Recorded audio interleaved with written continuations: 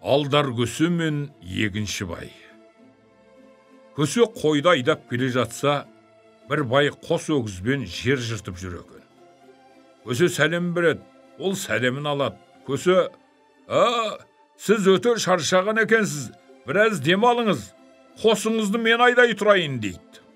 Ол жақсы балам деп өгізін көсеге тапсырып, өзі жатып ұйықтап қалады.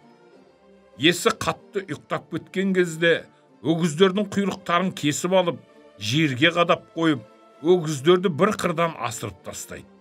Біраздан соң байды оятады. Ай, бай! Өгіздердің бұрынғы мінезі осындай ма? Жоқ, мен айдаған соң осындай болды ма? Өгіздерің өкіріп жерге кіріп кетті. Құйрықтары мынау көрініп тұр деп, шаншылып тұрған құйрықтарды көрсетеді. Бай, өгіз жерге кіруші беді деп барып, құйрықты шірене тартады. Көсе, ойбай тартпаңыз, құйрығын үзіп аларсыз. Өгіздердің өзінің бұрынғы әдеті шығар дейді.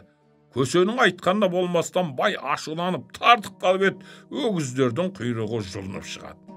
Сонда көсе тұрып, мен сізге айттым ғой, құйрығын үзіп аласыз деп, оған болмадыңыз деп, кейген боп кетіп қалады. Көсе өгіздерді айдап үйіне келіп, мал-малданып, жан-жанданып мұратына жетеді.